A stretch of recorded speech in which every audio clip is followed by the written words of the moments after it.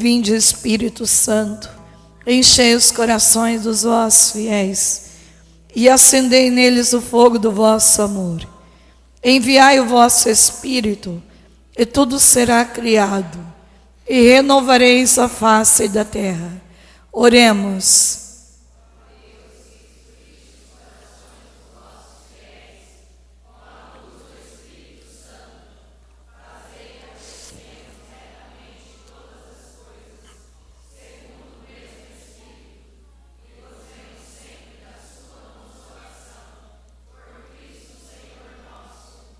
Quero convidar vocês a pegar a palavra de Deus.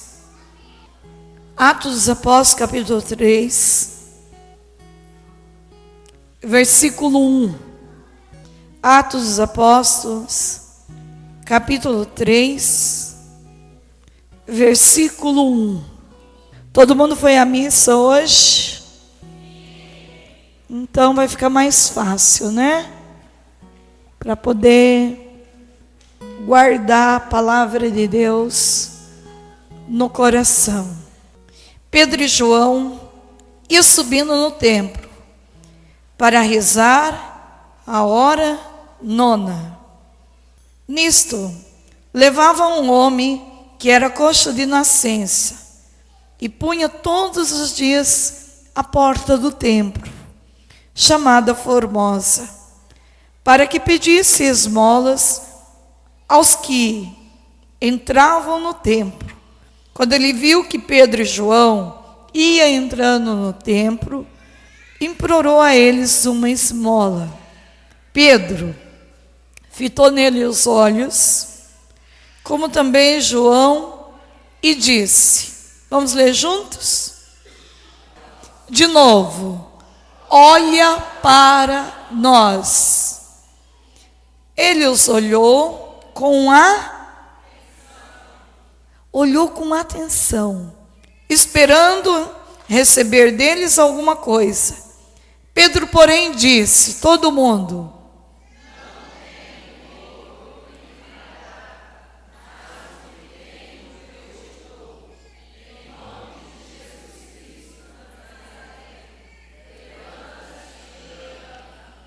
não tenho nem ouro e nem prata, mas tudo que tenho te dou. Em nome de Jesus Cristo Nazareno, levanta-te e anda. A palavra então continua. E tomando-o pela mão direita, levantou, imediatamente os pés e os tornozelos se lhes firmaram, de um salto pôs-se de pé e andava. Entrou com eles no templo, caminhando, saltando e louvando a Deus. Todo o povo o viu andar e louvar a Deus. Palavra do Senhor. Peguemos agora o Salmo 4, deixa marcadinho a palavra. Salmo 4, do 2 a 9. Vamos rezar junto o Salmo? Quando vos invoco, respondei-me, ó Deus de minha justiça. Vós que na hora da angústia me reconfortastes. Tende piedade de mim e ouvi a minha oração. Ó poderosos, até quando tereis o coração endurecido no amor das vaidades e na busca da mentira? O Senhor escolheu como eleito uma pessoa admirável. O Senhor me ouviu quando o invoquei. Tremei, mas sem pecar. Refleti em vossos corações, quando estiverdes em vossos leitos, e calai. Oferecei vossos sacrifícios com sinceridade, e esperai no Senhor. Dizem muitos, quem nos fará ver a felicidade? Fazei brilhar sobre nós, Senhor, a luz de vossa face. Vamos repetir bem alto isso? Fazei.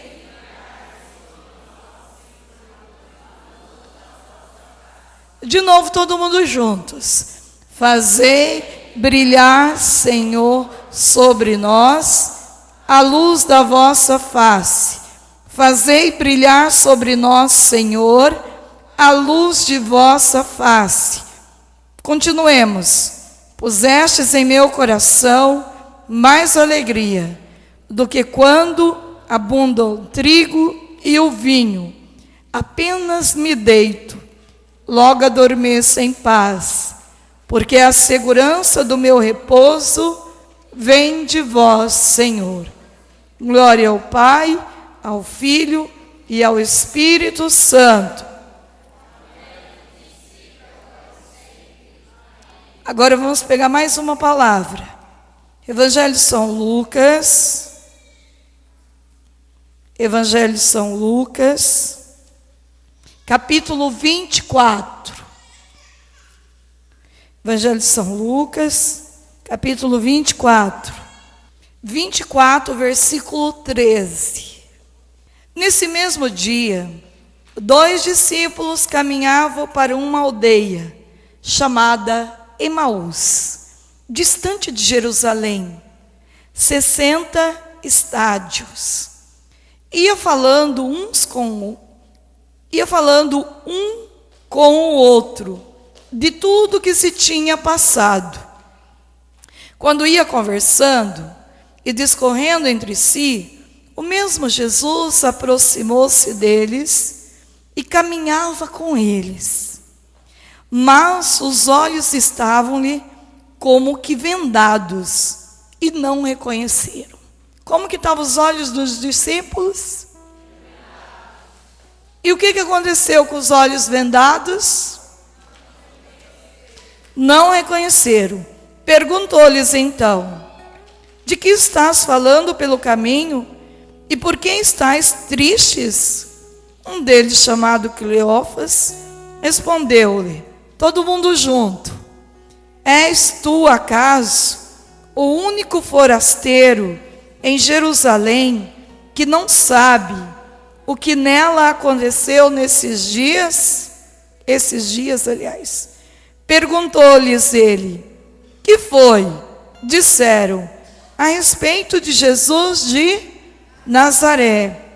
Era um profeta poderoso em obras e palavras diante de Deus e de todo o povo. Os nossos sumos sacerdotes e os nossos magistrados o entregaram para ser condenado à morte e crucificaram. Nós esperávamos que fosse ele quem haveria de restaurar Israel. E agora, além de tudo isso, é hoje o 3º dia que estas coisas sucederam. É verdade que algumas mulheres dentre nós nos alarmaram. Elas foram ao sepulcro antes do nascer do sol, e não tendo achado o seu corpo, voltaram dizendo que tiveram visto uma visão de anjos, os quais asseguravam que está vivo. Alguns dos nossos foram ao sepulcro e acharam-no assim como as mulheres tinham dito, mas a ele mesmo não viram.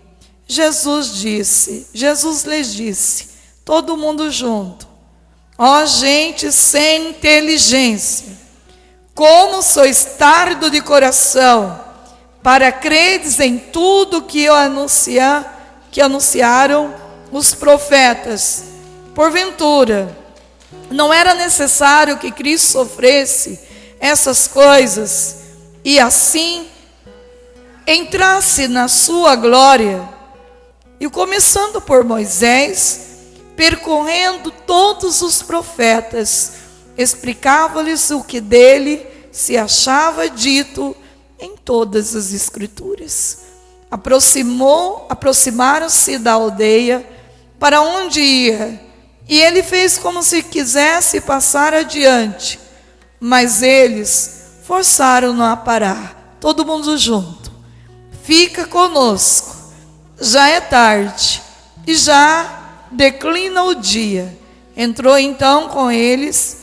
Aconteceu que, estando sentado conjuntamente à mesa. De que forma eles estavam sentados à mesa? Ele tomou o pão, abençoou, partiu, serviu-lhe. Então se eles abriram os olhos e reconheceram, mas ele desapareceu. Dizia então um para o outro: não se nos abrasava o coração quando ele nos falava pelo caminho e nos explicava as Escrituras? Levantaram-se na mesma hora e voltaram a Jerusalém. Aí acharam reunidos 11 e os que com eles estavam. Todos diziam, todo mundo junto: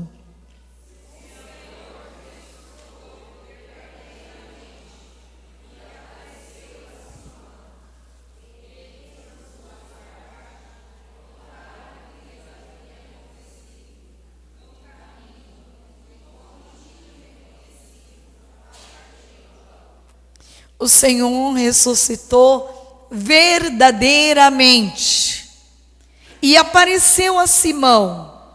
Eles, por sua parte, contaram o que lhes havia acontecido ao caminho e como tinha reconhecido ao partir o pão. Enquanto ainda falava dessas coisas, Jesus apresentou-se no meio deles e disse-lhe, todo mundo junto, e disse-lhes: a paz. Perturbados e espantados, pensavam estar vendo um espírito, mas ele lhes disse: por que estáis perturbados? E por que estas dúvidas nos vossos corações? Olha para o teu irmão e fala isso para ele. Por que estás perturbados? E por que estas dúvidas nos vossos corações? É uma pergunta que Jesus está fazendo. Vede minhas mãos e meus pés, sou eu mesmo. Apalpai e vede. Um espírito não tem carne, não tem ossos, como vedes que tenho. E dizendo isto, mostrou-lhe as mãos e os pés. Mas voltando eles ainda, e estando transportados de alegria, perguntou: tendes aqui alguma coisa para comer? Então ofereceram-lhe um pedaço de peixe assado. Ele tomou e comeu à vista deles. Depois lhes disse: isto é o que vos dizia quando ainda estava convosco. Era necessário que se cumprisse tudo o que de mim está escrito na lei de Moisés, nos profetas e nos salmos. Abriu-lhes então o Espírito para que compreendesse as Escrituras, dizendo: assim é que está escrito, e assim era necessário que Cristo padecesse, mas que ressurgisse dos mortos ao terceiro dia, e que seu nome se pregasse a penitência, e que em seu nome se pregasse a penitência e a remissão dos pecados a todas as nações, começando por Jerusalém. Eu vos mandarei o prometido de meu Pai. Entretanto, permanecei na cidade, até que sejais revestido da força do alto. Depois os levou para Betânia, levantando as mãos, os abençoou. Enquanto os abençoava, separou-se deles e foi arrebatado ao céu. Depois de terem adorado, voltaram para Jerusalém com grande júbilo, e permanecia no templo, louvando e bendizendo a Deus. Palavra da salvação. Palavra da salvação. Ao caminhar ao lado do discípulo, não foram capazes de reconhecer. Maria Madalena também só reconheceu Jesus através da sua voz. Também, estes dois discípulos viram e não reconheceram por causa das preocupações e frustrações. Jesus falou, caminhou, ensinou, e nesta palavra mostra, eles não reconheceram Jesus. Eu quero dizer para vocês que a nossa vida também é assim. Esta é a melhor fase que a gente precisa muito introduzir o reino de Deus na vida dos nossos adolescentes. Que eu digo uma coisa para vocês: se você consegue dar Jesus para eles, nada lhe faltará. Nada. Pode faltar a mãe, pode faltar o pai, mas quem tem Jesus no coração é resolvido, é curado, é livre de tudo. A gente não precisa atribuir a nossa vida errada para ninguém. Quando se tem Jesus, se tem tudo dentro da nossa alma. E a palavra de Deus, então, eu fiz questão hoje de pegar todas as palavras da liturgia desse final de semana, porque hoje, durante a missa, Deus falou fortemente comigo, que eram essas palavras, que Ele queria que marcasse a nossa vida, a nossa história de vida. Primeiro, o testemunho destes discípulos, eles nos mostram algo de muito importante. Na primeira leitura, estão em dois. Vocês viram que estão em dois? João e quem? Faz a cura daquele homem que está na porta do templo, chamado Formosa. Pedro. Aí, a gente vem aqui para o Evangelho e novamente, quem está aqui caminhando com Jesus? Vocês prestaram atenção? Na palavra? Quem caminha com Jesus? Quais são os discípulos? Está aqui, gente, está escrito aqui, ó. Aqui diz a palavra: nesse mesmo dia, 2 discípulos caminhavam para uma aldeia chamada Emaús. Então, eles iam conversando pelo caminho. De repente, aparece quem nesta história? Jesus.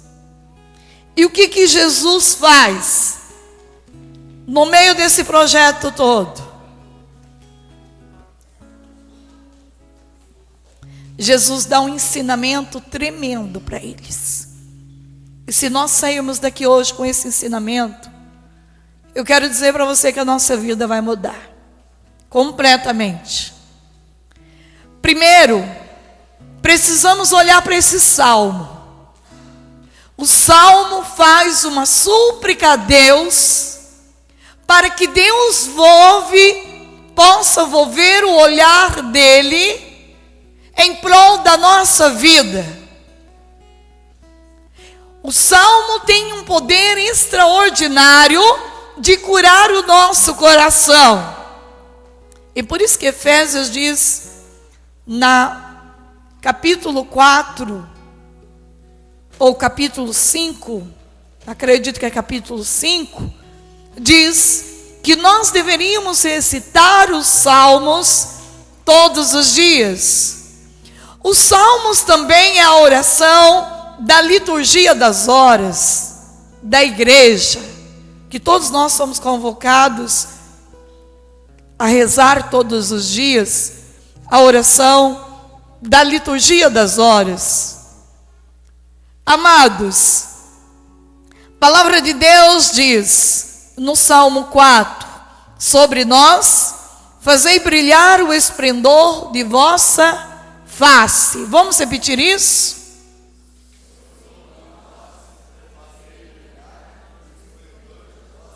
Gente, mas se vocês falarem isso para Deus desse jeito aí, eu acho que Deus nem vai olhar. Sabe por quê? Uma das coisas que eu aprendi na vida, a gente precisa ter convicção naquilo que a gente faz. Senão a gente não muda, a gente não deixa ninguém acreditar que aquilo que eu faço é uma verdade. Se você chegar na tua casa, dizendo que o retiro foi maravilhoso, sem dar um sorriso, sem convencer quem está na tua casa, você acha que eles vão se sentir atraídos para vir fazer o próximo retiro? De jeito nenhum. Eles precisam olhar para nós, enxergar que o retiro entrou na nossa vida de tal ponto que aquela irritação foi-se embora. E agora eu sou uma pessoa tão dócil, que eles vão ver que realmente aqui tem um Deus vivo, que é capaz de mudar todas as... Eu viajo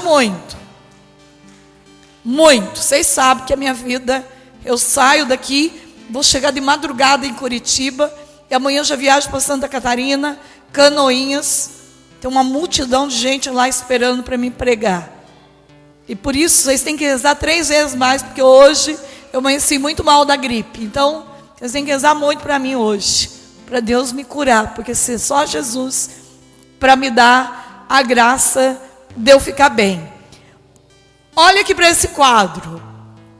Nossa Senhora de Guadalupe. Eu estive lá no México. Por quê? Porque o Frei Josué, que é um grande instrumento de Deus na minha vida, ele mora lá em Brasília. Ele é um homem que tem os dons do Padre Pio. Ele bate o olho em você e Deus fala tudo para ele, até teus pecados. E quando você mente para ele, fica pior ainda, porque daí ele fala mesmo o pecado, igual o Padre Pio. Então não é todo mundo que gosta de conversar com o Frei Josué, não. Porque o Frei Josué, ele enxerga o que está dentro da gente. O Frei Josué, então, numa conversa comigo, ele disse assim: Irmã Zélia, você precisa organizar uma viagem para ir para o México, neste próximo ano. Porque Nossa Senhora de Guadalupe está te esperando lá no México com um presente na mão, mas você tem que ir lá buscar. Quando ele disse isso, ele disse com tanta autoridade espiritual e tanta convicção, que eu já queria ir para o México naquele dia mesmo, só para ver o que Nossa Senhora tinha de presente para mim.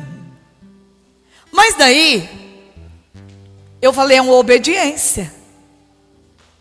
Quando Deus fala, eu não posso deixar passar a minha graça. Eu tenho que apropriar desta bênção que Deus está me dando. Então, organizei uma viagem e eu falei, eu quero ir na semana da festa dela. Eu quero ir para o dia 12 de dezembro, que é o dia de Nossa Senhora de Guadalupe. Eu quero participar de tudo que vai ter lá. E fomos. Amados, eu nunca vi um país, até a Polônia, que eu tinha sido muito tocada, mas eu nunca vi um país com mais devoção à Virgem Maria do que o México. Eu digo para vocês que o que aquele povo faz deixa a gente com vergonha do nosso santuário de Aparecida do Norte. Eu nunca vi um povo fazer por Nossa Senhora o que aquele povo faz. Eu quero dizer para você, se você ainda não foi para o México, vai. Vai na festa de Nossa Senhora de Guadalupe. E não é tão caro. Daqui o México é muito barato a viagem. Mas eu quero dizer que o que mais mexeu no México comigo, a irmã Egli também foi comigo, é testemunha, é ver aquele povo caminhando ajoelhado. E pensa que é só caminhar ajoelhado daqui até aqui? Não, gente. Eles caminham já desde fora. Eles entram todo o pátio da igreja. Eles entram até Nossa Senhora. Mas as cenas que verdadeiramente gravou no meu coração é de ver pai com um filhinho pequenininho fazendo o mesmo. As crianças entravam ajoelhados, gente. Pessoas doentes, alguém segurando o soro. Famílias inteiras que caminham 2 dias caminhando, uma noite inteira caminhando, um dia inteiro caminhando, até o santuário de Nossa Senhora de Guadalupe. A noite de Nossa Senhora, do dia 12, a madrugada, a mesma cena que você viu na jornada, todo mundo dormindo na beira do mar, você vê família inteira dormindo nas ruas. É a coisa mais forte do mundo. Aquele povo andando com imagens. Essa imagem é pequena. Quilômetros e quilômetros andando com a imagem na mão. É o mistério da fé. Quando eu vi o tanto que Nossa Senhora de Guadalupe é amada naquela terra, eu vi que aquilo consola o coração da Virgem Maria. Nós aqui ainda não temos a dimensão deste amor por Nossa Senhora.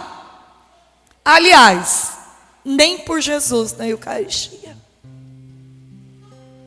A gente não tem mais reverência muitas vezes diante de uma igreja, quando a gente passa fora de uma igreja. Fazer reverência, rezar, talvez graças e louvores se deem a todo momento. Com o passar dos anos, e na verdade é isso que Jesus quer ensinar para estes discípulos, desde os primórdios. Ele começa a falar desde a época de Moisés. Ele começa a desvendar uma história. E é isso que Jesus quer nos dizer. Amados filhos, não podemos perder na nossa vida a história que tem se perdido. A história da fé. A história da nossa família. Hoje nós estamos vivendo num mundo que não se constrói mais uma história. As fotos ficam tudo no computador. Ninguém faz memória mais das histórias.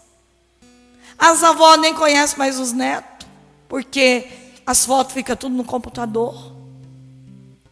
Não se revela mais álbum.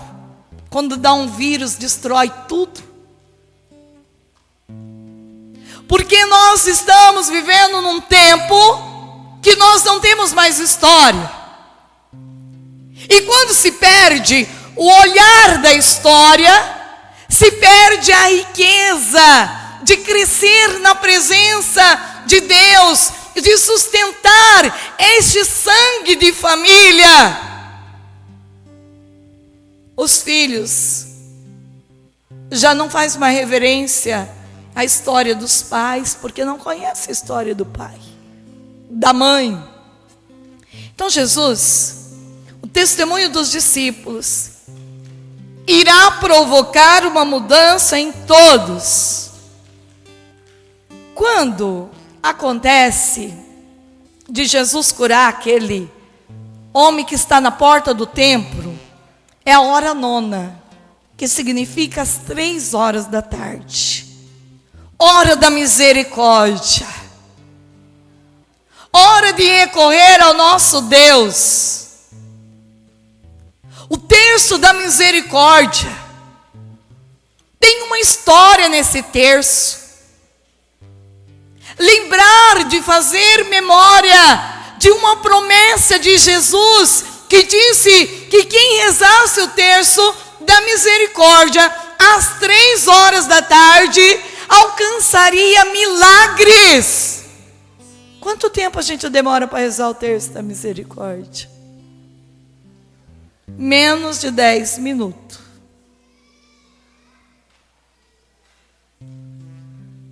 Mas sabe o que acontece? O demônio, sabendo que a gente vai fazer memória de uma promessa de Deus, por que Guadalupe é tão visitado? Porque aquele povo não deixou morrer a história.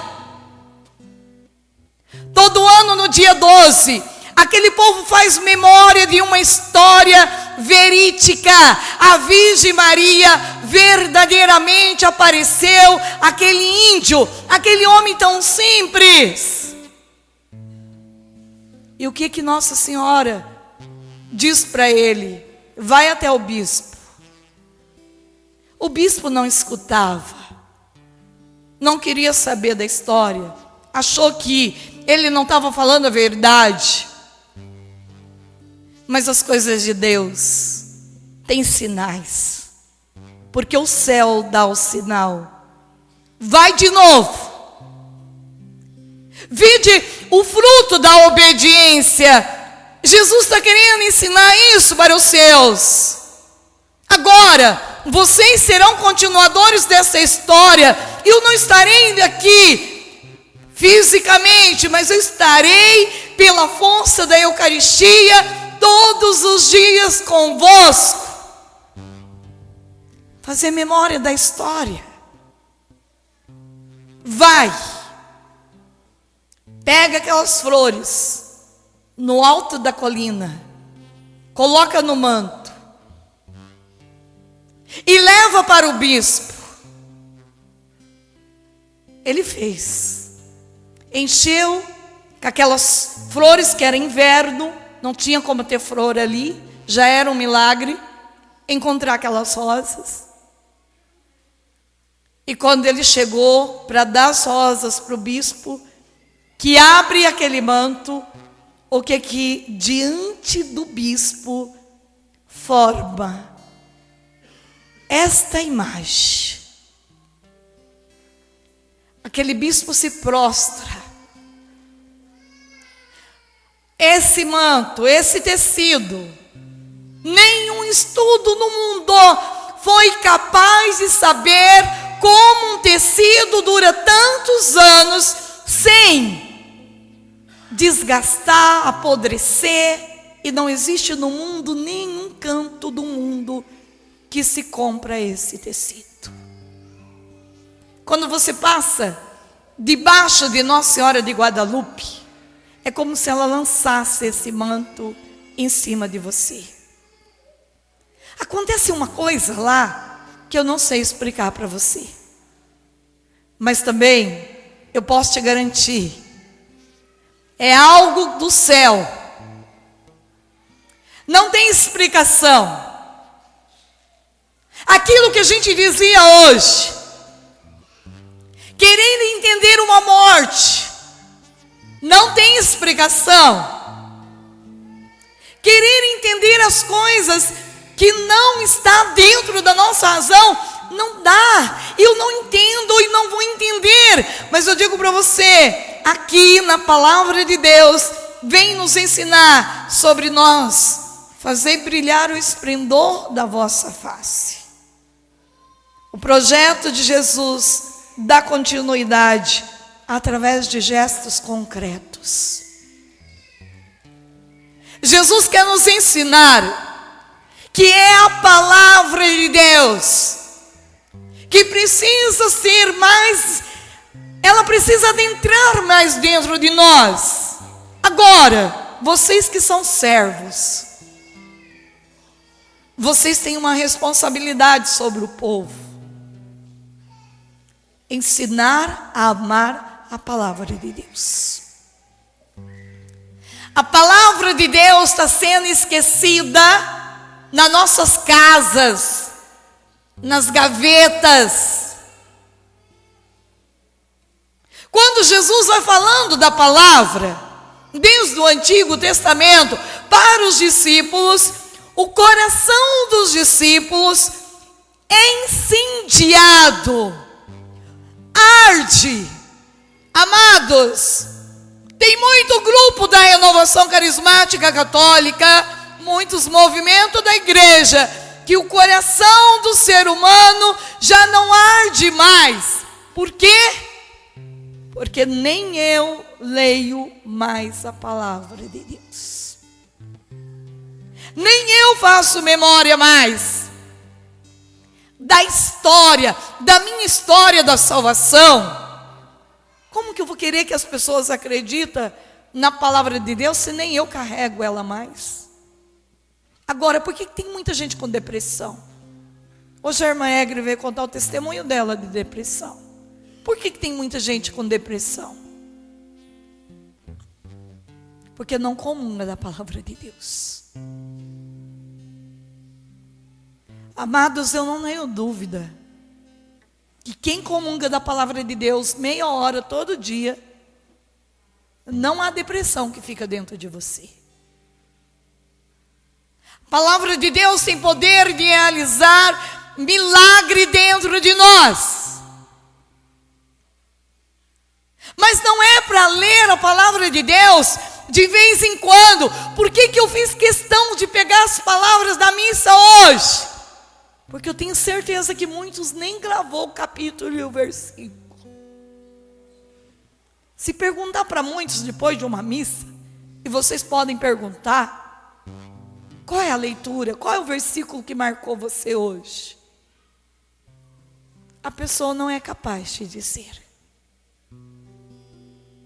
Um dia uma jovem me viu na missa, com a minha Bíblia na mão.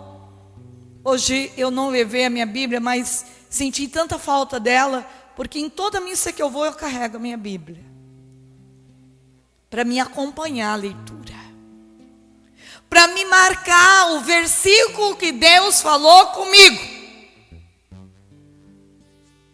E eu preciso viver a palavra que a igreja está dando como alimento para a minha vida.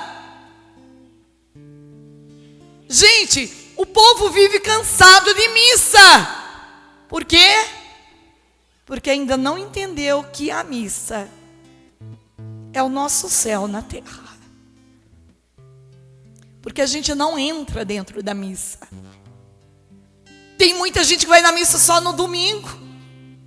Por que vai na missa só no domingo? Porque senão minha semana não vai bem. Não entendeu nada o valor da missa. E para vocês ainda que perderam um ente querido, eu digo para vocês: o lugar de encontro com teus entes queridos se chama missa. Mas o inimigo, sabendo que não é num centro espírita que você vai encontrar com teus entes queridos, mas a comunhão dos santos se chama mesa do altar, é na missa, é na Eucaristia, que verdadeiramente eu reconheço o senhorio de Jesus, e eu faço memória de uma história inteira de salvação, e eu entro dentro do coração do meu Deus, e eu entendo, eu não vim para este mundo para passar por ele, eu vim para este mundo porque Deus tem uma história linda de amor, de salvação para escrever na minha vida. Era assim também os discípulos, não entendia, não conseguia compreender, tanto não conseguia, que depois que Jesus morreu, a primeira atitude dos discípulos: ir embora de Jerusalém, voltar para Galileia. Eles estavam frustrados. A gente viveu uma ilusão, porque este homem nos prometeu que ele ia nos dar isso, aquilo, e agora? Era isso. Eles estavam discutindo no caminho de Emaús. E Jesus diz para eles: Jerusalém é o lugar que eu fui crucificado. Volte para Jerusalém. Será em Jerusalém que o Paráclito virá, o Espírito Santo virá em Jerusalém. Volte para Jerusalém.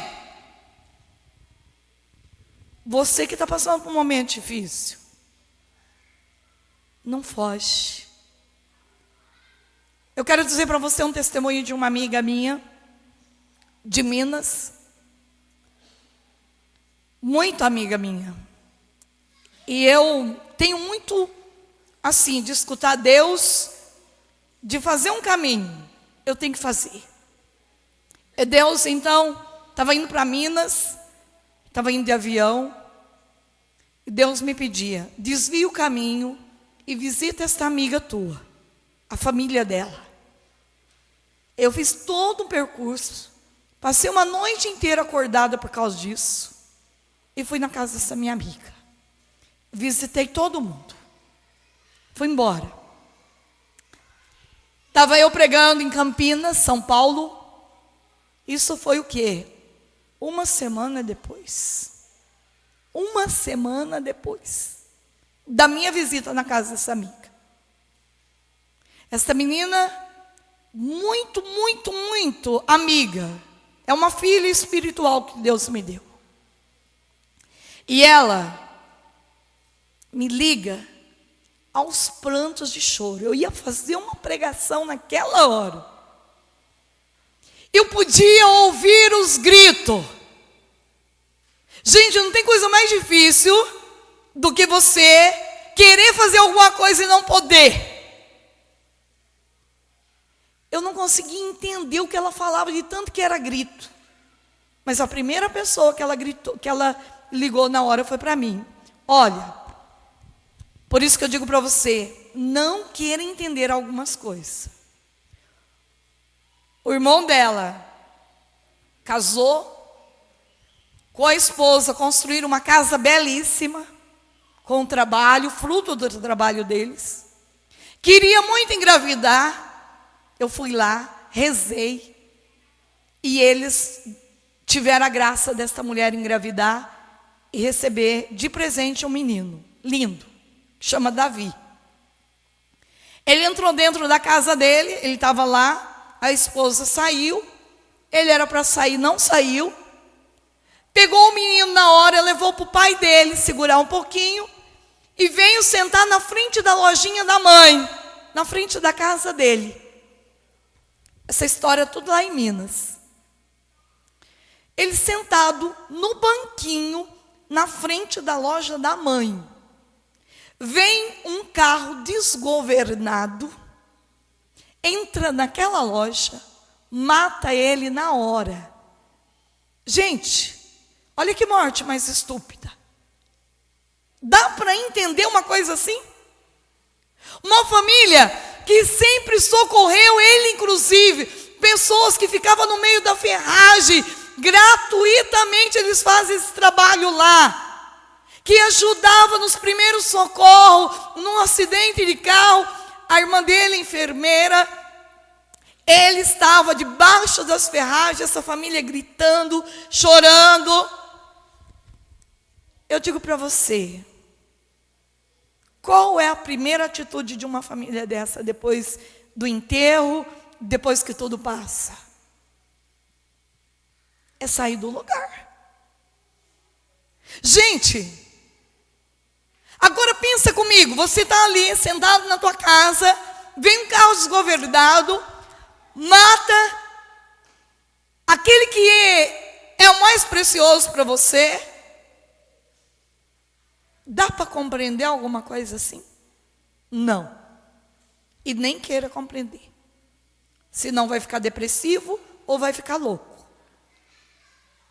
porque não tem resposta. E esta semana antes que eu fui na casa deles, a gente rezou tanto pela família. Mas eu louvo a Deus, porque Deus foi muito misericordioso comigo. Me deu a graça de ir lá, de obedecer à voz de Deus. O que essa família decide? Não queremos mais ficar nesse lugar. Toda uma história. Quantos dias de beleza naquela casa, de alegria. E por um único ato, a história parece que tem um fim. Quando ela me ligou, dizendo isso, eu falei assim, para ela: este lugar é um território santo. Sabe por quê? Porque tem alguém que derramou um sangue aí. Assim como a gente olha para os santos, e a gente vê o valor desse santo, eu disse para eles: pensa comigo, vamos fazer memória deste lugar diferente. Foi desta forma que o teu irmão entrou na eternidade. A passagem de vida para o céu. Derramou sangue, um menino muito bom de Deus. Não tenho dúvida que ele está no céu. Então eu disse para eles: nunca olhe para este lugar como se fosse o final. Mas olhe para este lugar como se fosse o início. Foi aí que iniciou uma nova história de amor. Cada vez que vocês olharem para este lugar, vai lembrar de um homem que agora vive eternamente no céu feliz. E estas palavras fizeram eles mudar de cabeça. Aquela mãe, na frente da loja, plantou um jardim e nunca parou de florir aquelas flores. Quando você chega lá, tem sempre flores abertas. Lindo. Porque Deus mostra que de uma dor nasce a primavera. De um momento de cruz nasce a verdadeira Páscoa.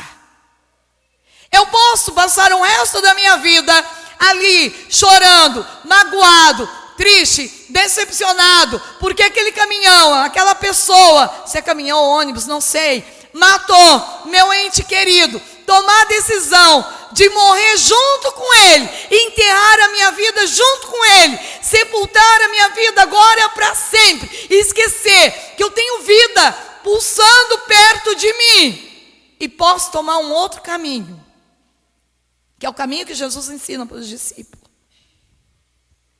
de não ver o Jesus como um derrotado, mas de enxergar o projeto de Deus que é maior. Era necessário Jesus morrer assim, para eu e você hoje ter a Eucaristia, para ser adorada, para ter Ele conosco todos os dias. Era necessário. Como é bom sentir a presença de Deus, sentir o toque de Deus, o carinho de Deus, o consolo de Deus, o abraço de Deus. Isso não tem preço. Eu quero dizer para você, a partir de uma morte, é você que toma a decisão. O que você quer fazer a partir de agora? Se você quer passar o resto da tua vida sepultado com aquele morto, você vai passar. Mas se você tomar a decisão de dizer: ele não morreu, ele vive, porque eu creio na vida eterna, eu creio que temos um céu. Por isso, a partir de hoje, não foi isso que você falou? O amor de Deus move dentro de você. Por quê? Porque você quer ver a esposa de novo na eternidade, quer se encontrar com ela viva. E por isso eu preciso agora beber da graça de Deus. Eu preciso crer. E lá a Neide, o Zezinho, vai estar com os filhos para sempre. E eu creio que ao chegar no céu, nós vamos encontrar todos os nossos entes queridos e vamos reconhecê-los, porque está no livro de São João Bosco. Quando Deus permitiu que João Bosco tivesse a visão de entrar no céu, ele reconheceu São Domingos Sávio, que foi aluno dele. Então, eu creio que Deus iniciou uma história neste mundo. Ele não deu acabamento ainda. Amados, é duro. É difícil chegar o dia do aniversário do filho e não ter o filho para abraçar, para beijar. Eu não estou dizendo para vocês que é fácil. Mas eu estou dizendo que desta via dolorosa é que eu experimento verdadeiramente o que é o céu. Jesus, então diz, aproximar-se. A palavra diz aproximar-se. É um verbo. Este verbo vem declarar que Jesus, então, está ali para indicar o caminho. Somos uma igreja capaz de aquecer o coração? Como Cristo aqueceu o coração dos discípulos? São perguntas que o Papa Francisco faz. A igreja é capaz de reconduzir a Jerusalém cada um dos seus? Cristo foi capaz de reconduzir os discípulos a Jerusalém. Capaz de acompanhar cada um dos seus filhos de novo à casa. A casa das Escrituras, da catequese, dos sacramentos, da comunhão, da amizade com o Senhor. Como que nós estamos? Somos capazes ainda de contar de tal modo essas fontes que despertam encanto pela sua beleza? Agora sim, precisamos fazer espaço para Ele, permitindo, como os discípulos de Emaús, que de hóspede passa a ser o anfitrião. Segundo a tradição judaica, quem parte o pão é o chefe da família. Sentou-se à mesa com os dois, tomou o pão e o abençoou. Depois partiu e deu a eles. Aqui está o segundo instrumento, por meio do Espírito Santo, que abre os olhos do discípulo. Nisso os olhos dos discípulos abriram e eles reconheceram Jesus. E aqui o segundo instrumento por meio do qual o Espírito Santo quer nos dar e abrir os nossos olhos é a Eucaristia, a partilha e comunicação da vida. É o segundo instrumento que Lucas mostra para a comunidade reconhecer Cristo ressuscitado. Não precisa de mais nada. A comunidade iluminada pela palavra é alimentada pela Eucaristia. O ressuscitado pode partir, desaparecer da frente deles, mas fica vivo neles, no meio deles. Eu estarei convosco, eu estarei com vocês todos os dias até o fim dos tempos. Mateus 28, 20. E aqui a palavra de Deus diz para nós: Jesus estará conosco.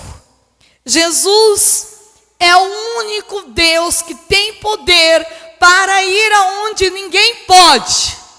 Entretanto, nós não podemos buscar uma fé de conveniências. Eu busco o Senhor só para ganhar algo. Não. Eu tenho que estreitar laços de amor com meu Deus para ser ainda neste mundo um pedaço de céu. Eu tenho que mostrar a eternidade pelo meu sorriso. Eu tenho que mostrar para as pessoas a esperança, que vale a pena rezar um terço. Aliás, vale a pena rezar um rosário, porque quando eu termino de rezar o meu rosário, eu tenho um prazer dentro de mim, de saber que o Espírito Santo me deu a graça de ser fiel mais um dia ao meu Santo Rosário.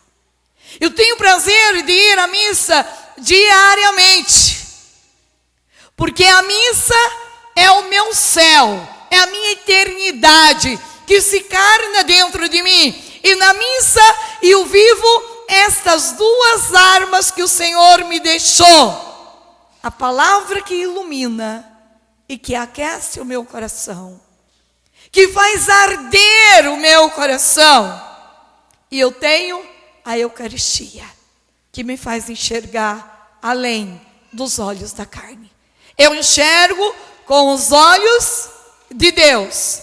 Aonde ninguém pode ir, eu posso ir pela força da minha oração. Amados, nós viemos neste mundo, sabe para quê? Para ser homem e mulher de oração. Esse é o segredo. Por isso, uma pessoa que não reza é uma pessoa desanimada. Uma pessoa que não reza é uma pessoa chata. É uma pessoa que ninguém aguenta ficar perto dela. Ela é insuportável, ela é impaciente, ela é arrogante, ela é orgulhosa. Tudo ela pensa que ela é a melhor que todo mundo. Agora, veja qual não é a alegria de estar com uma pessoa que reza. Quando eu fui para o México, que eu vi as pessoas carregando esses banners no caminhão, nas casas, nas lojas. Eu digo para você, de ver aqueles jovens correndo com uma tocha de fogo na mão, para encontrar com o brilho, com a luz que estava no santuário de Nossa Senhora de Guadalupe, e levar essa tocha acesa para as suas casas, as suas igrejas. Eu digo para você, só de ver essa cena eu chorava. Eu sentia Nossa Senhora perto de mim. Era algo que não tinha explicação. Eu digo para você que eu vou muito para os Estados Unidos. E o que me encanta lá naquela terra é ver as imagens de Nossa Senhora no jardim das casas. Nós deveríamos pôr uma imagem de Nossa Senhora no jardim da nossa casa. As pessoas na rua têm que passar e ver: este é católico, devoto da Virgem Maria. E aqui nós nem vamos bater para tentar mudar a cabeça deles. A própria Nossa Senhora já afasta da nossa vida quem não serve para nós. Agora, a gente morre de vergonha. Tem vergonha de pôr um terço no pescoço?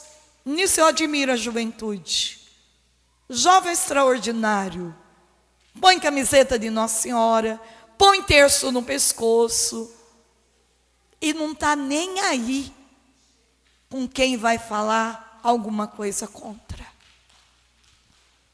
Nós precisamos fazer da nossa casa santuários de oração.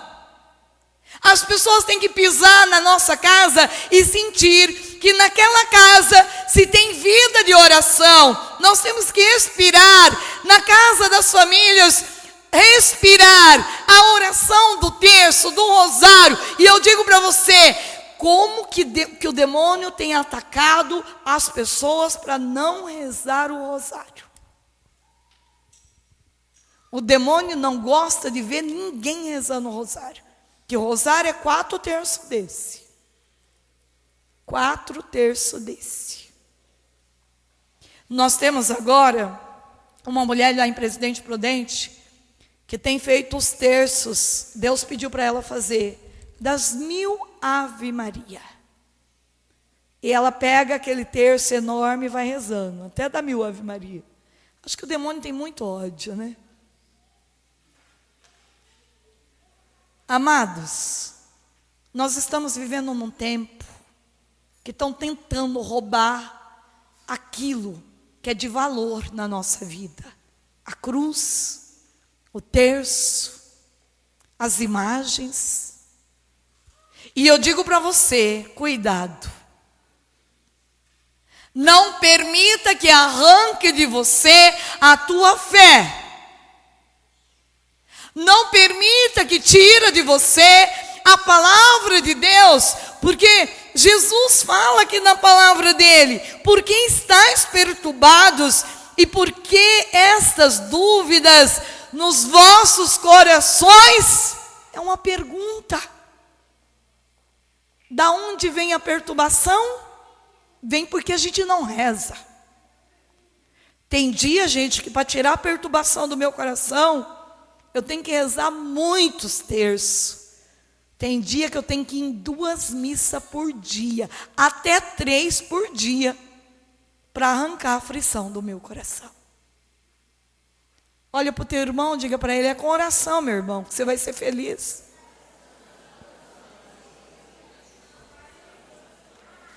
E quanto mais cansado você tiver, mais você deve rezar. Quanto mais sono der quando você estiver rezando, é sinal que tem que rezar mais. Não ceda o teu coração para o inimigo governar, destruir a tua intimidade com Deus. E eu quero hoje pedir para vocês: volte a ler a palavra de Deus, desde o Antigo Testamento. Tem gente que é um absurdo, não leu até hoje os 4 evangelhos. Não é uma vergonha isso para nós? É uma vergonha. Mas se eu perguntar quem já viu uma novela da Globo inteirinha, tem muita gente que viu. Agora calcule quantas horas você deu para o inimigo. O que nós temos dado para Deus, depois fica reclamando: ai, irmã, acho que Jesus não gosta de mim, ai, Jesus não olha para mim, tudo na minha vida dá errado, nada dá certo. É, minha filha, quantas horas por dia você reza? Ai, irmã, eu não sou muito de ficar rezando, não. Quanto tempo faz que você não confessa? Há muito tempo. E a missa? De vez em quando eu vou. Então, sinto muito te formar. Milagre só vai acontecer com a tua participação. Renuncia à novela e dedica ao rosário. Vai ter uma noite mais agradável, vai dormir bem, vai acordar bem, os negócios vão caminhar, a bênção na tua vida vai cair abundantemente e você vai prosperar de vida. Agora, tudo é motivo para não rezar. O espírito de preguiça entrou de tal forma na vida da humanidade, que falou que vai rezar 1000 Ave Maria. Ah, eu tenho um monte de coisa para fazer, tenho os filhos para pegar na escola, tenho o marido para fazer comida, arruma 1001 desculpa. Rezar ninguém quer. Só que eu digo para você, só quem reza sabe o caminho da felicidade.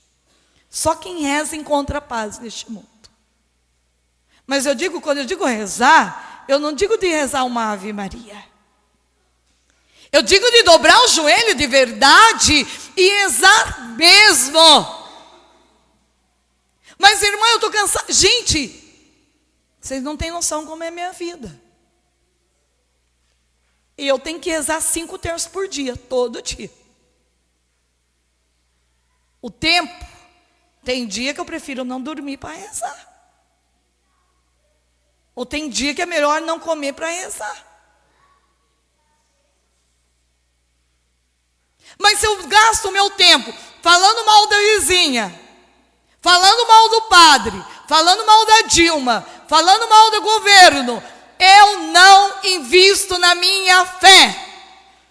Tem tanta mulher reclamando do marido, mas não reza pelo marido. Entra no teu quarto, dobra o joelho lá no teu quarto, reza pelo teu marido, clame ao sangue de Jesus naquela cama, rompe com os grilhões do inferno que entrou na tua casa. Mulher, reza pelo teu marido. Você pode passar a vida inteira reclamando do marido e nunca mudar. Mas se você rezar, o teu marido vai mudar. Porque a oração de uma esposa, ela tem poder de eternidade.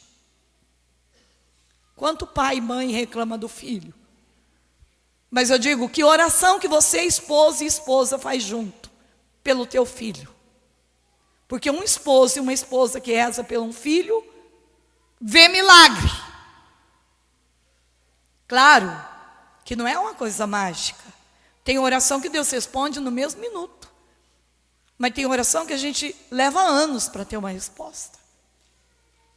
Mas o fruto dessa perseverança é o meu crescimento na fé, é a minha intimidade com Deus. Todo mundo já me conhece como eu sou. Eu trabalho esse planejamento, já é o 4º ano que eu trabalho esse planejamento. 4º ano. O que é fazer uma oração do mês? Essa oração do mês, a gente reza uma oração pela saúde, que é linda, do mês de abril, 3 terços de misericórdia por dia. Um de manhã, um de tarde e um de noite. Tem gente que não faz. É muito difícil fazer esse planejamento. Difícil é ficar sem rezar. Difícil é ficar o dia inteiro angustiado. Difícil é ficar o dia inteiro triste. Difícil é passar a noite inteira preocupado. Eu encontrei um casal, eu fiquei tão feliz, lá em Maringá. Esse casal veio assim: irmã, eu quero agradecer você por esse planejamento. Eu e minha esposa tomamos uma decisão de fazer junto todo dia esse planejamento. Eu quero dizer para a senhora o que aconteceu na nossa vida. A gente só tem testemunho de milagre. Por que o planejamento tem tantos frutos? Primeiro, porque a gente obedece a voz de uma irmã, que vai dar certo. Segundo, a gente é fiel a esta oração, que se une à multidão de gente que faz essa oração todo dia. Então ela se torna poderosa pela união. Quantos testemunhos de milagre nós temos para contar da oração da novena em honra à gravidez de Nossa Senhora? Mas são 9 meses de oração, todo dia. Tem gente que faz só dia 25, não, é todo dia. Todo dia rezando para Deus fazer o teu marido nascer de novo, o teu filho nascer de novo, ou você mesmo nascer de novo, das entranhas de Nossa Senhora, do útero da Virgem Maria. Vocês acham que Deus não vai ouvir uma oração dessa? Claro que ouve. Mas nós precisamos aprender a rezar com perseverança. Então, quando as pessoas vão ao meu encontro, primeiro, que eu não sou de ficar atendendo, lá em casa as irmãs já sabem, eu não sou de ficar muito tempo com uma pessoa. Minhas orações é muito rápida. Eu dou uma bênção na pessoa e mando ela rezar 1 ano uma oração. Depois ela volta a falar comigo. Tem gente que fica chocado. Pensei que eu fosse lá, essa irmã ia falar tudo da minha vida. Falou nada. Eu digo para você, se Deus não fizer alguma coisa na tua vida, muito menos eu. Muito menos a irmã Zélia. E eu digo para você que os milagres que Deus faz na vida das pessoas, não é por causa de mim, é por causa da tua fidelidade. É você que rezou pelo teu milagre. Olha que bonito isso. Eu me lembro de uma mulher que veio ao meu encontro. Falaram tanto da irmã Zélia, você tem que ir ao encontro da irmã Zélia, você tem que ir, você tem que ir, você tem que ir. E ela foi. Chegou lá, aquela multidão de gente, ela conseguiu falar comigo. Aqui já teve várias pessoas que tentou falar comigo, não conseguiu. E tem muitos que nem vai conseguir, mas não se preocupe. Pois você escreve um recadinho num papelzinho e dá para mim que eu rezo para você do mesmo jeito. Porque uma coisa eu tenho certeza, que Deus vai te dar a resposta daquilo que eu iria falar para você. E eu tenho dentro do meu coração, cada retiro que eu faço, eu rezo por cada um de vocês. Que aquilo que não, a minha humanidade não tem condições de alcançar você, a divindade de Cristo te alcança. E por isso, eu não fico nem um pouco frustrada de ir embora sem ter conversado com você. Porque eu sei que nesta semana ainda vai ter um anjo que Deus vai pôr na tua vida e vai te dar a resposta ou o caminho que você deve trilhar. Porque esta é a minha fé. Eu creio que Deus sabe o que se passa no teu coração. Deus tem o poder de ir aonde eu não posso ir. Quando um papelzinho chega na minha mão com o nome, para mim eu ganhei um tesouro. Eu guardo com muito amor. E tem muitos pedidos que eu rezo, às vezes anos, porque eu sinto que eu não tenho que destruir aquele nome. Esse é o meu jeito de ajudar. Pessoas talvez que ganharam tantas graças sem saber que eu fui a participante direta na vida dela. E assim para mim é o jeito mais lindo de agradar o coração de Deus. Eu rezo, eu confio em Deus e quem faz o milagre é Ele. Então, eu peguei, essa mulher foi ao meu encontro e ela chegou, eu pus a mão no útero daquela mulher, eu rezei o Magnífica. Vocês sabem onde está o Magnífica, né? Lucas 1, do 46 ao 56. Esta é a oração para quem verdadeiramente é triste. Quanto mais se reza Magnífica, mais feliz fica. Porque esse é o canto de alegria. O canto que Nossa Senhora cantou de alegria. Então, eu abracei aquela mulher e eu disse para ela assim: vou continuar orando por você. Pode ir embora que você já recebeu a bênção de Deus. Ela saiu frustrada. Ela conta que ela falou assim: não, vocês devem estar loucos, né? Me levaram, falaram tanto dessa irmã, eu estou frustrada com essa irmã. Ela nem me deu atenção direito. Rezou um Magnífica para mim, no meu útero, como se um Magnífica pudesse mudar a história da minha vida. Será que ela não sabe que o meu caso é grave? Gravíssimo! Aí, ela foi embora bem frustrada. Depois daquela oração, ela disse que sentiu, que Deus foi trabalhando na vida dela. O que aconteceu? Ela ficou grávida. Logo depois, Deus deu a graça dela ficar grávida. E aí, Deus falou com ela. Para Deus realizar um milagre, Deus só precisa da fé. Se eu olhar para você e dizer para você: você está curado em nome de Jesus Cristo, e se eu tenho fé, Deus te curou. Nós não precisamos ficar às vezes o dia inteiro com uma pessoa. Vai ter pessoa que a gente vai ter que ficar, mas não é todo mundo. Tem pessoa que a gente só precisa fazer um sinal da cruz na fronte dela, e ela já está curada. Ontem nós fizemos a libertação para uma menina que estava aqui na frente. Hoje ela veio aqui, ela não conseguia tocar nas relíquias. Eu disse para ela: pode tocar, você já está curada. Não precisa mais ter medo. Jesus, quando cura, Ele cura de verdade. Ele liberta de verdade. E para a glória de Deus, esta menina que eu rezei Magnífica, hoje, ela é tão minha amiga, que se eu for em Minas e não ficar na casa dela, ela fica triste. E o menino dela já está grande, para a glória de Deus. Nós precisamos entender que Deus é que nos cura, Deus é que nos toca, Deus é que nos liberta.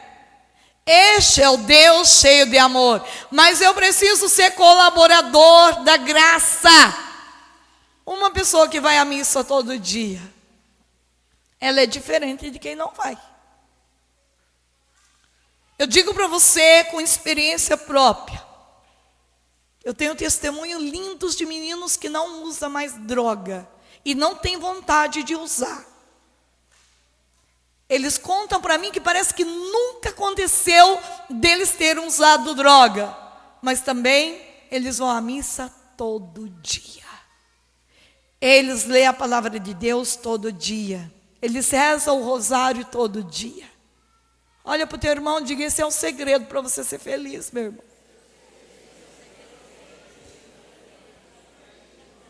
É esta embriaguez que o Espírito Santo quer de você. Vocês estão entendendo? Fica de pé agora, levante teu irmão aí.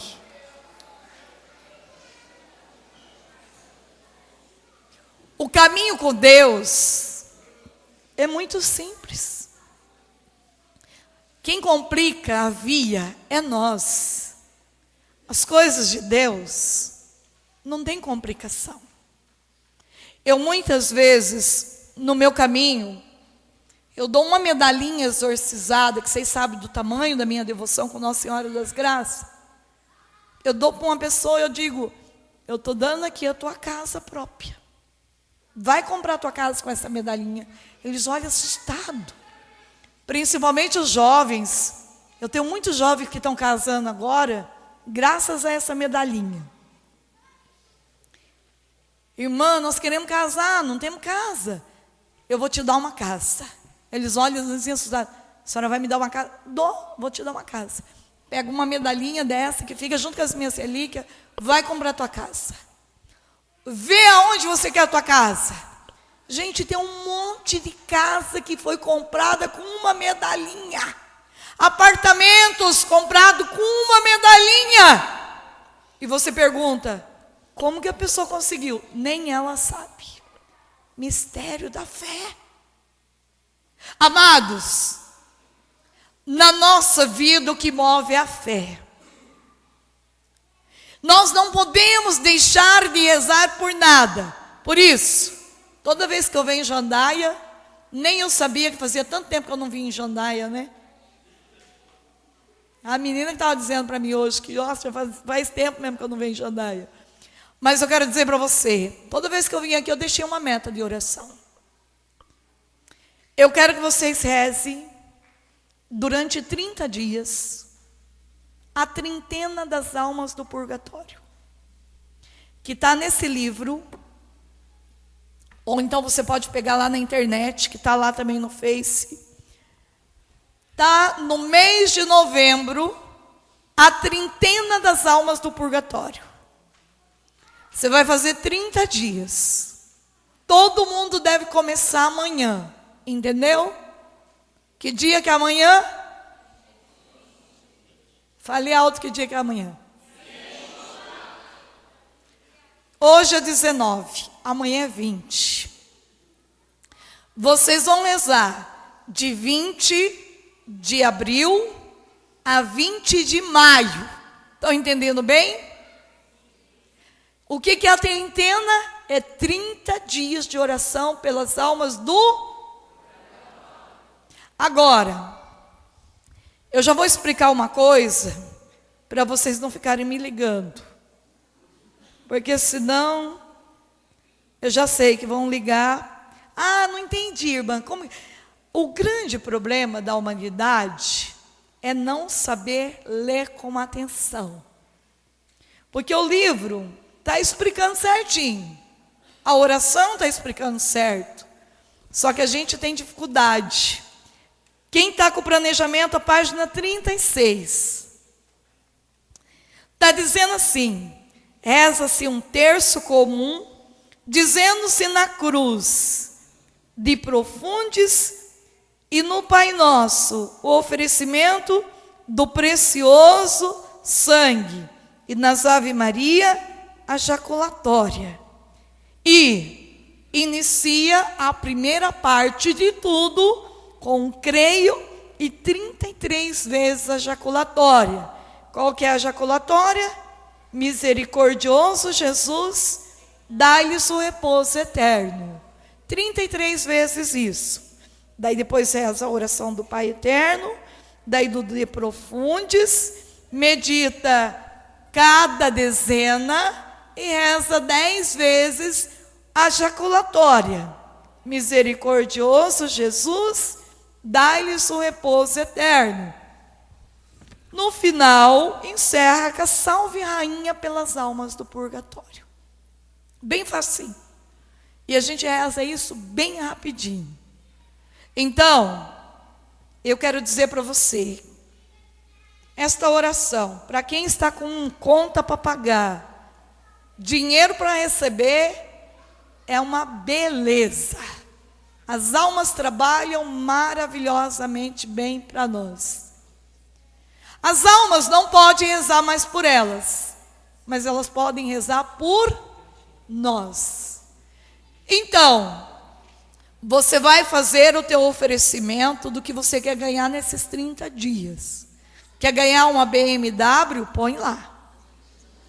Quer ganhar um Corolla? Põe lá. Mas seja audacioso na tua fé. Se você pedir um carrinho simples, você vai ganhar também. Só que depois não fica reclamando com Deus. Quem mandou você pedir? Agora, se você pedir um carro bom, você vai todo dia render gratidão a Deus. Se Deus quer te dar um carro bom, Ele vai te dar. O importante é que você peça. Entenderam?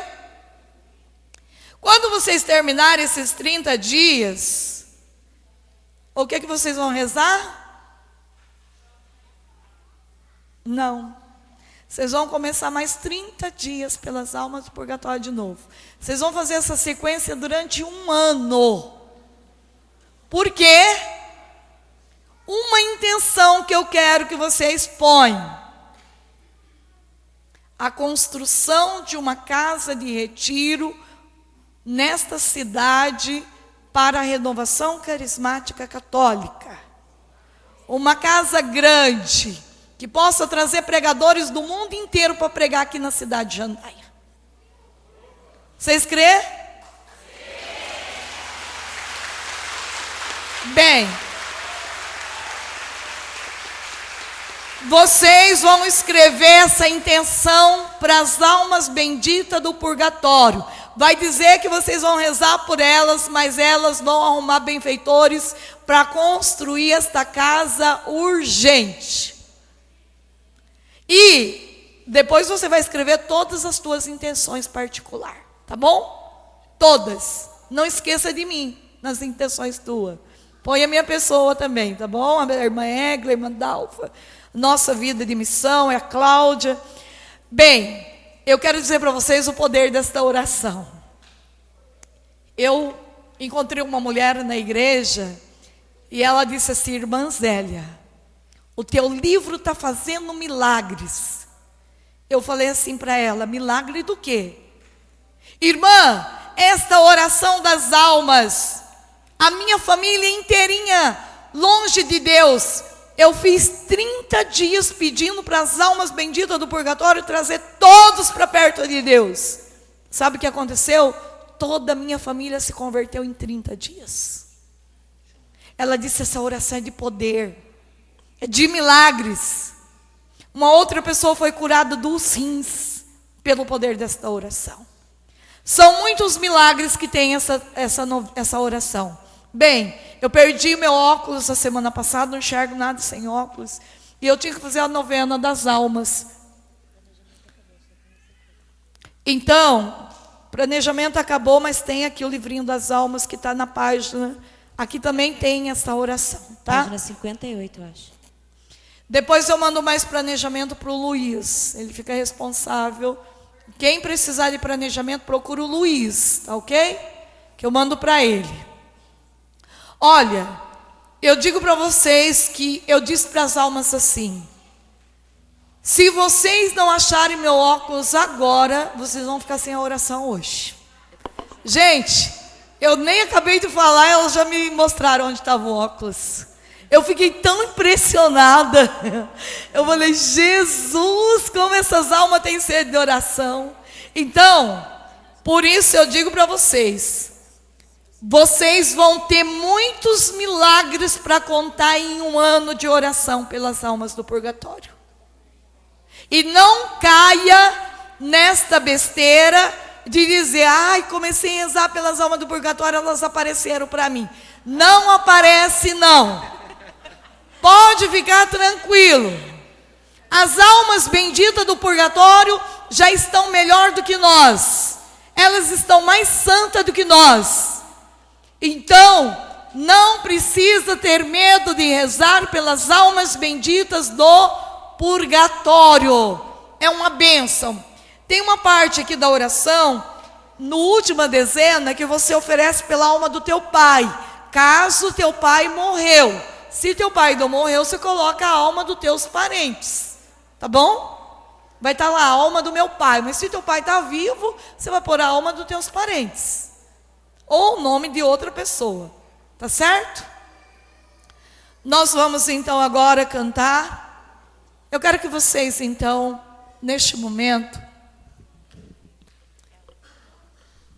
fechem os olhos de vocês. Olhe para dentro do coração de vocês. Jesus ensinou os discípulos de Emaús duas armas importantes que nós venceríamos: a palavra de Deus e a Eucaristia. Palavra de Deus que adentra no nosso coração, aquece a nossa alma, ilumina os nossos passos, e a Eucaristia, que abre os nossos olhos, para a gente enxergar com os olhos de Deus. Por que estáis perturbados? E por que estas dúvidas nos vossos corações? É necessário que eu vá, senão o Paráclito não vem. O nosso testemunho deve ser sempre um testemunho vivo que o Senhor operou milagres em nossa vida.